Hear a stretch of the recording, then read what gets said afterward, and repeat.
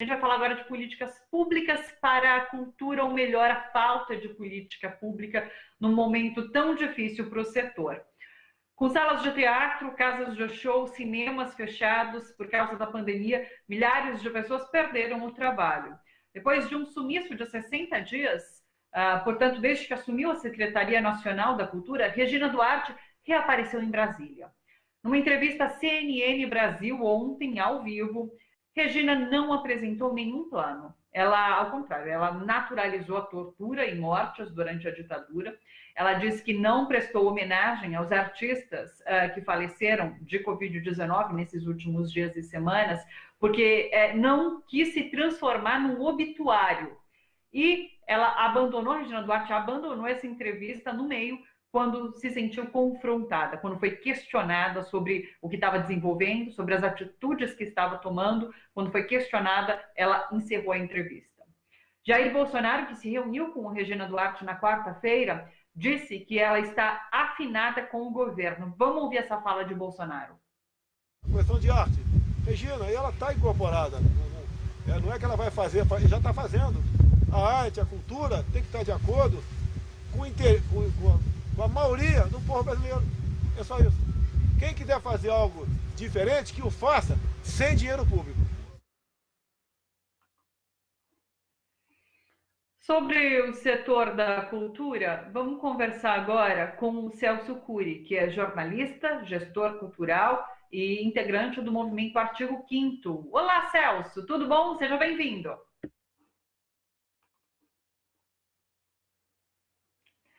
Celso, quero começar ouvindo a sua opinião sobre Regina Duarte. Acho que todo mundo viu essa entrevista que Regina Duarte concedeu à CNN, em que ela acaba sendo bastante grosseira ali ao encerrar a entrevista, não fala nada sobre a pasta da cultura, não fala sobre suas ações. Inclusive, deixa eu até explicar para o nosso público que a gente tentou pegar esse material para conseguir passar para todo mundo da CNN Brasil, mas a CNN não liberou, por isso que a gente não teve como mostrar de fato. Mas eu queria, Celso, ouvir sua opinião sobre a conduta de Regina Duarte à frente dessa pasta da cultura. Olha, a conduta de ontem foi lamentável, assim como a conduta que ela vem tendo no Ministério, que não é mais Ministério, é Secretaria Especial de Cultura.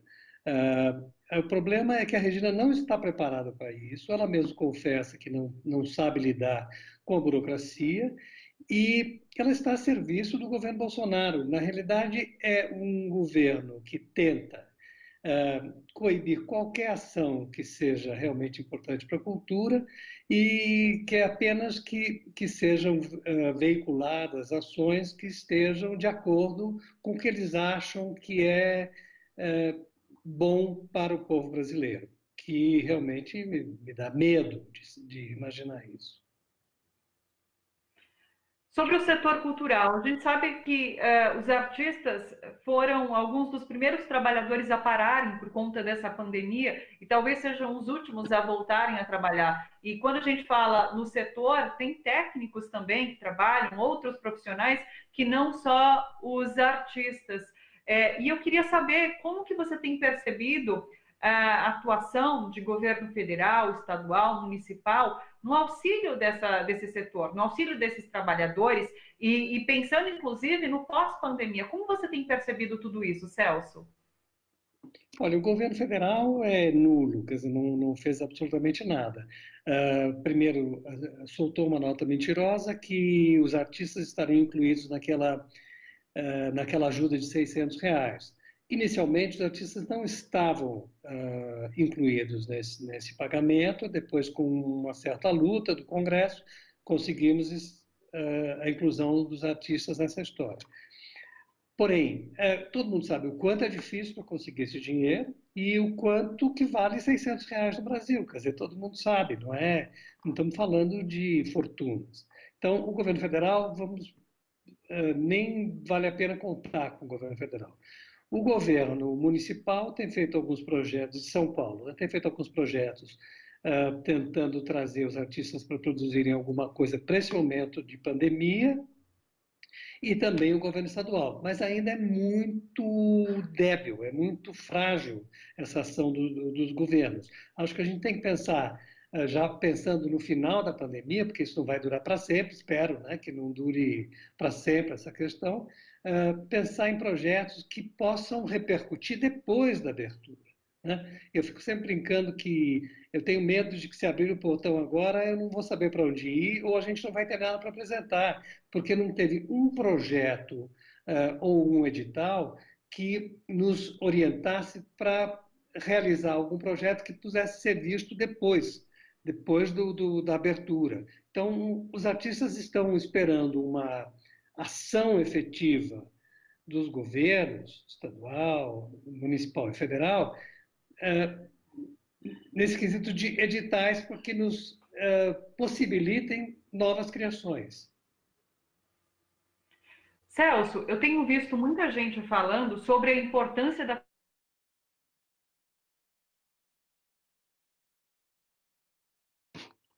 que travou, não sei se travou a minha fala, acho que voltei agora. Não sei se então, voltando, é através da cultura que muita gente consegue, ficando em casa, se afastar um pouco das problemáticas profundas que a gente vive nesse momento. Então, falam sobre assistir um filme na TV, sobre ouvir uma música, sobre ler uma poesia e a importância disso, tudo nesse momento de pandemia. Você acha que, por parte do poder público, dos nossos representantes, há o reconhecimento da importância desse setor? Olha, é fundamental isso, né? É fundamental. Todo mundo fala que reconhece que a cultura é importante, que a cultura é fundamental, mas na realidade, na hora de ter projetos que facilitem a vida do criador, né? Dos criadores na área da cultura, esses projetos não existem, a gente tem pouquíssimos, né? São Paulo ainda é um estado que tem muitas possibilidades que outros estados não têm. Por exemplo, a gente tem fomento, tem alguns editais, mas mesmo assim é muito pouco para o que se consome, ainda principalmente porque nós desenvolvemos no Brasil uma questão que as pessoas consomem cultura gratuita. As pessoas não estão acostumadas a pagar, a não ser para grandes nomes e grandes eventos, mas o artista médio, o artista criador importante, o artista questionador, o artista que tem algo a dizer e que usa a cultura para fortalecer questões importantes do nosso dia a dia, não tem o menor apoio. É muito pequeno esse apoio. Então, acho que falta muito para o artista por parte do poder público. Acho que o poder público abandona um pouco as questões, achando que a gente vai resolver tudo, que todo mundo está na televisão, que todo mundo tem salário, que é tudo, que a vida é bela, que o artista é muito feliz. Realmente, a gente é um grupo feliz, a gente é um grupo que ama o que faz. Isso já é uma grande diferença. A nossa diretora Cissa tinha comentado isso, que as pessoas estão acostumadas com a cultura de graça e há uma dificuldade em reconhecer os artistas e a classe artística como trabalhador de fato, né?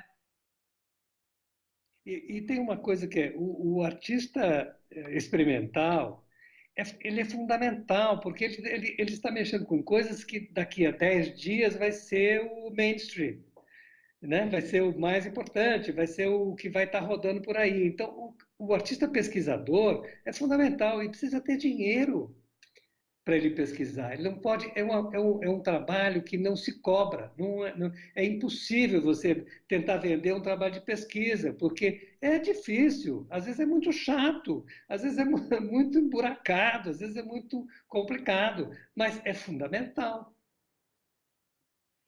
Você é o fundador do movimento Artigo 5º. Eu queria saber um pouquinho sobre o movimento, do que se trata. Inclusive, foi o movimento que criou a campanha do Cadê a Regina, até ela aparecer ontem. Só que antes disso, Celso, deixa eu entregar para a Rádio Brasil Atual, porque na rádio a gente vai só até as 4 horas. Então, ouvintes, muito obrigada pela companhia. Bom final de semana para todos vocês. Eu encontro com vocês novamente na segunda-feira, tá bom?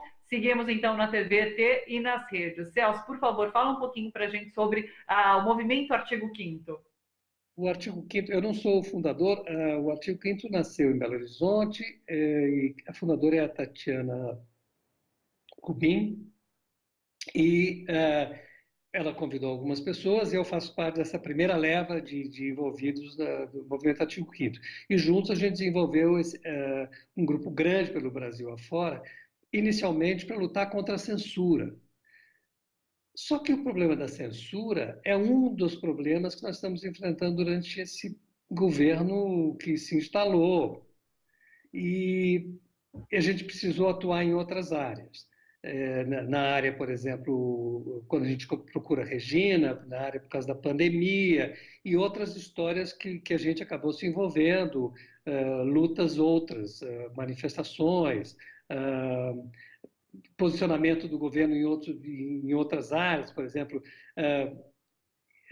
não deixando que as pessoas tivessem liberdade, não só de expressão, mas liberdade de ação mesmo, e censurar de várias maneiras, censura financeira. Então, a gente ampliou um pouco o movimento Artigo 5º e temos trabalhado bastante. E acabou nascendo a campanha da Cadê Regina muito sem querer, foi de uma frase que eu acabei colocando, dizendo, gente, um monte de gente me perguntando onde está a Regina, por que ela não fala nada, por que ela não se posiciona nesse momento grave, que as pessoas vão começar a passar fome, principalmente os técnicos, né? E os artistas de circo, artistas que não têm nenhuma reserva, né? E dessa frase a Nana acabou gravando o vídeo, falando cadê a Regina, eu gravei um, falando onde está a Regina, cadê a Regina, e a gente nem começou a trabalhar a campanha e isso vazou e explodiu, porque era uma pergunta que estava na garganta de todos os artistas brasileiros. Cadê a Regina? Cadê a Regina que não toma uma atitude importante nesse momento? Cadê? Por que ela está lá? Por que ela não está fazendo nada? Né? Foi assim que nasceu o movimento. E o movimento segue, e a gente já está com outras questões. Claro que a Regina continua no nosso foco, porque depois de ontem, realmente a gente precisa resolver essa questão, né? Nos envergonha muito ter uma pessoa que se diz artista e que tome atitudes como ela tomou ontem no programa da CNN. Eu não vi, eu estava numa outra reunião, mas eu vi depois os vídeos e é lamentável, né? Lamentável. Celso, como que você vê esse momento que passa o setor cultural? Porque, como você disse, já existiam problemas em relação à censura, em relação ao setor cultural de fato. Isso só se agravou depois com Regina Duarte, com esse momento de pandemia, de coronavírus. Dá para a gente fazer um comparativo, inclusive, com períodos anteriores, como, por exemplo, o do regime militar, em que os artistas eram muito atacados, sofriam bastante naquele momento da cultura no país? Olha, a censura é sempre ruim, é sempre dura, sempre horrível, né? Ser censurado é uma coisa muito ruim, negativa. A censura durante o governo... Eu fui censurado durante a ditadura militar. Eu escrevia para o jornal Última Hora e escrevi uma coluna que falava de diversidade sexual. Uma coluna, na época, se chamava primeira coluna gay da grande imprensa brasileira. Chamava Coluna do Meio.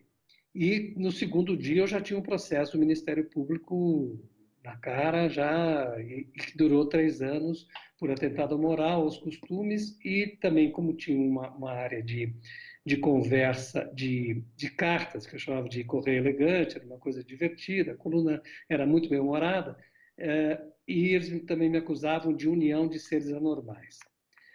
O processo correu naturalmente, mas eu não parei de escrever a coluna. Ninguém me bloqueou, né? Eu só parei quando terminou o processo, um tempo depois.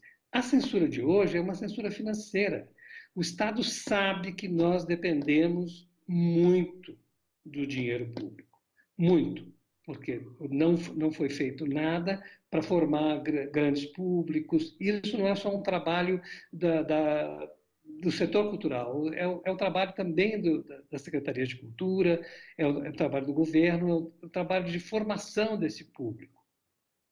Como isso não existe, a gente ficou muito dependente das verbas públicas que são distribuídas através dos seus editais. E isso enfraqueceu muito essa relação do público com o artista, do artista com o público. A gente não depende dele, a gente oferece o espetáculo para o público, mas o dinheiro vem de outro lugar, não é da bilheteria. Então, qualquer corte financeiro, qualquer censura financeira, como principalmente a que está acontecendo agora, que é essa fala horrorosa do Bolsonaro, dizendo que você pode fazer o que você quiser, sem o dinheiro público, você pode fazer o que você quiser, significa, vocês não vão fazer nada, porque a gente não tem recursos para fazer, a não ser as coisas pequenininhas que sempre se fez. Mas, por exemplo, não vai se ter musculatura para poder botar para rodar coisas que são importantes para a cultura. Com essa censura que ele propõe, que essa coisa feia de dizer que nós não teremos dinheiro público, acaba inviabilizando. Isso é a mais nojenta das censuras, né? É a censura financeira. Fora essa campanha que o governo federal vem desenvolvendo e vem espalhando, de que o artista é bandido, de que o artista vive do dinheiro público, o artista mama nas tetas do governo para viver bem, o que é uma mentira. Como você se sente em relação a tudo isso? Só para finalizar. Eu vou dizer de verdade, me sinto muito mal. É muito difícil eu trabalho há 50 anos nessa área, 50 anos. Eu tinha 16 anos, a minha primeira produção de teatro foi aos 16 anos. Vou fazer 70 anos daqui a um mês. É triste você ver que várias pessoas, a dedicação das pessoas para a área cultural, que é uma dedicação real, limpa, correta, ser tratada dessa maneira, entendeu? Como se a gente fosse pária, entendeu? E que a gente não faz parte desse país. Eu me sinto... quando morreu o Flávio Miliacci, alguém publicou num dos grupos assim, o Flávio morreu de Brasil. E isso é muito dolorido. Sim. Vamos superar isso, vamos lutar para superar isso e passar por isso e lutar para construir algo melhor. Agradeço demais, Celso, sua participação. Muito obrigada, seguimos. Muito obrigado. E até uma próxima. Muito obrigado.